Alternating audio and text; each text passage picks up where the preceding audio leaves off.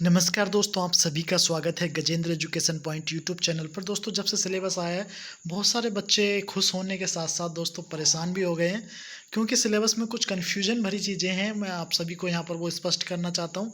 देखिए, सबसे पहले क्या आप इस पूरे नोटिस को अच्छे से पढ़िएगा और देखिए, सबकी कॉल बहुत सारे बच्चे मुझे कम से कम 100 बच्चे दोस्तों कॉल कर रहे थे और सबकी कॉल दोस्तों मैं ले पाना इस समय पॉसिबल नहीं है, तो इसलिए मैं आप सभी के लिए वीडियो बना रहा हूँ। अगर इसके अलावा भी आपके मन में अगर कोई कन्फ्यूजन बचे तो दोस्तों कमेंट बॉक्स में ज़रूर बताइएगा, ठीक है? तो चलिए बिल्कुल पहले सिलेबस को बिल्कुल पॉइंट टू पॉइंट एनालिसिस करते हैं, ठीक है? तो आप सभी जानते हैं कि आप ये समझ गए ये फर्स्ट वाला पार्ट है दोस्तों, जो जो 10 बजे से लगा के 12 बजे के मध्य आपका ये एग्ज़ाम सेंटर है। और जो पहला वाला पार्ट है दोस्तों, ये जो पहला पार्ट है, देखिए आपकी कोई भी ब्रांच हो, ये जो पहला पार्ट है, आपकी कोई भी ब्रांच हो, ये सभी अभ्यर्थियों के लिए दोस्तों अनिवार्य है। सभी जितने भी अभ्यर्थियों ने फॉर्म भरा है दोस्तों, वो सभी के लिए अनिवार्य है। चाहे वो सिविल का हो, चाहे वो मैकेनिकल का हो, चाहे वो ऑटोमोबाइल का हो, ठीक है? चाहे वो कंप्यूटर का हो, चाहे वो कृषि अभियंत्रण का हो, यानी कि सभी के लिए जो पहला जो है वो दोस्तों सभी के लिए अनिवार्य है। यहाँ पर साफ-साफ दोस्तों लिखा गया है और 10 बजे से 12 बजे तक आपका ये एग्ज़ाम होगा। दूसरी बात, ये दोनों पेपर दोस्तों सेम दिन ही होंगे, यानी कि 1 शिफ्ट और 2, यानी कि दोनों शिफ्ट में दोस्तों आपका एग्ज़ाम होगा। एग्ज़ाम आपका ऑफ़लाइन होगा। बहुत सारे बच्चों ने मुझे कमेंट कर दिया कि सर इसका एग्ज़ाम ऑनलाइन होगा क्या? भाई साहब, अभी यूपी ट्रिपल एससी अपना जो एग्ज़ाम है वो ऑफ़लाइन ही दोस्तों कराती है। नंबर यहाँ पर बताए गए हैं, कितने नंबर का क्या आएगा, ठीक है?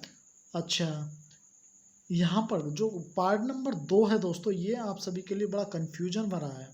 पार्ट नंबर जो 2 है, ये आप सभी के लिए कन्फ्यूजन भरा है।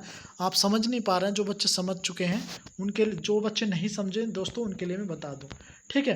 तो दोस्तों जो पार्ट फर्स्ट है, पार्ट फर्स्ट दोस्तों सिविल इंजीनियर के लिए, इलेक्ट्रिकल इंजीनियर के लिए, मैकेनिकल इंजीनियर के लिए और जो कृषि अभियंत्रण है, जो एग्रीकल्चर वाले अभ्यर्थी हैं दोस्तों, उन्हें दोस्तों पार्ट जो 1 है वो करना है। कौन सा करना दोस्तों? पार्ट 1 करना है। कौन-कौन से अभ्यर्थी को? सिविल को, आपके मैकेनिकल को, आपके इलेक्ट्रिकल को और आपके कृषि वाले जो हैं, मतलब जो कृषि वाले अभ्यर्थी दोस्तों, उन्हें चारों को कौन सा वाला पार्ट करना है? ये वाला पार्ट करना। अब इसका सिलेबस कहाँ मिलेगा आपको, ठीक है? तो ये यहाँ पर ये बताया गया, ये जो पॉइंट है दोस्तों, इस पॉइंट में दोस्तों आपको ये बताया गया है कि ये जो सिलेबस है ये, ठीक है? ये पहले ही जो है 2016 का जो सिलेबस है उसमें दोस्तों ये पॉइंट, यानी कि इन चारों का जो वैकेंसी का जो सिलेबस है दोस्तों, वो पहले ही जारी कर चुका था। किसका? सिविल का, मैकेनिकल का, इलेक्ट्रिकल का और आपका किसका दोस्तों? कृषि वालों का। तो जो भी ये अभ्यर्थी हैं वो दोस्तों किसे करेंगे? भाग 1 को करेंगे। यानी कि जो सेकंड पेपर होगा आपका, जो सेकंड पेपर होगा दोस्तों, उसमें वो क्या करेंगे? भाग 1 करेंगे। यहाँ पर लिखा गया है, अवर अभियंत्रण, सिविल अभियंत्रण, विद्युत अभियंत्रण, यांत्रिक अभियंत्रण, व्यवसाय से संबंधित पाठ्यक्रम शासन के पत्र दिनांक 2 दिसंबर 2015 के द्वारा एवं कृषि अभियंत्रण का पाठ्यक्रम शासन के पत्र दिनांक 11 जुलाई 2016 के द्वारा अनुमोदित किया गया है। यानी कि जो 2016 का था दोस्तों, वही 2018 का भी सिलेबस यहाँ पर बताया गया है। उक्त के चारों व्यवसाय के लिखित परीक्षा हेतु पूर्व में अनुमोदित पाठ्यक्रम को यथावत रखा गया है। देखिए यहाँ पर साफ साफ लिखा गया है कि जो पूर्व में अनुमोदित पाठ्यक्रम था, यानी कि 2016 द्वारा जो पाठ्यक्रम आयोजित किया गया था दोस्तों, उसी को यहाँ पर रखा गया है, ठीक है? दूसरा जो द्वितीय पेपर में जो भाग 2 है दोस्तों, भाग 2 किसे करना? जिसने ग्रामीण अभियंत्रण में डिप्लोमा करा हो, ठीक है? आपके इन्वायरमेंट में डिप्लोमा करा हो, आपके ऑटोमोबाइल में डिप्लोमा करा हो, आपका आरएसी में डिप्लोमा किया हो, ठीक है? तो ये जो अभ्यर्थी हैं इनका एक कॉमन पेपर होगा। ये जो अभ्यर्थी हैं लास्ट वाले, इन सब का क्या होगा दोस्तों? एक कॉमन पेपर होगा। कैसा पेपर होगा दोस्तों? एक कॉमन पेपर होगा। ये जो अभ्यर्थी हैं इनका क्या होगा? एक कॉमन पेपर होगा, ठीक है? जो सारी ब्रांचों, कौन कौन सी ब्रांच दोस्तों यहाँ पर बताया गया है? ग्रामीण अभियंत्रण, जन स्वास्थ्य, रसायन, पर्यावरण, इलेक्ट्रॉनिक, ऑटोमोबाइल अभियंत्रण, मुद्रण टेक्नोलॉजी एवं रेफ्रिजरेशन अभियंत्रण का 3 वर्ष का डिप्लोमा धारित अभ्यर्थी भाग 2 का प्रश्न पत्र हल करेंगे। विषय कॉलम में वर्णित 8 व्यवसाय हेतु समान पाठ्यक्रम, यानी कि जो 8 हैं इन सबका जो पेपर है कैसा आएगा दोस्तों, समान आएगा। कैसा आएगा दोस्तों, समान आएगा। आप सभी समझ पा रहे हैं, ठीक है, समान आए। यहाँ पर दोस्तों यहाँ पर बताया गया है कि कितने प्रश्न पूछे जाएंगे, क्या प्रश्न पूछे जाएंगे। तो टोटल कुल मिलाकर आपके कितने प्रश्न पूछे जाएंगे, 300 प्रश्न आपके यहाँ पर दोनों पेपर में दोस्तों पूछे जाएंगे। आ गई बात समझ में।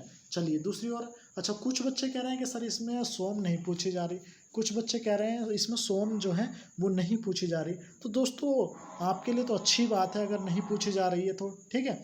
आपका जितना सिलेबस कम होगा, हाँ ये बात ज़रूर है कि सिलेबस कम हुआ है, ये बात ज़रूर है, इसमें सिलेबस कम हुआ है। जैसे कि सिविल वाले अभ्यर्थी इस प्रश्न पत्र में building material, estimating, costing and valuation, surveying soil, machine, hydraulics, transportation engineering, environmental engineering, standard status, uses and manufacturing of material, estimating, analysis, ये सारी चीज़ें आपको क्या करना है, एक पेपर पर नोट कर लीजिए 1 बाई 1।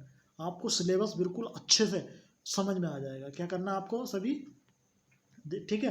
अच्छा विद्युत वालों का यहाँ पर दिया गया है, जो इलेक्ट्रिकल वाले हैं, मैकेनिकल वाले अभ्यर्थी परेशान हो रहे हैं कि उनका जो कुछ जो सिलेबस है वो बहुत कम कर दिया गया है, ठीक है।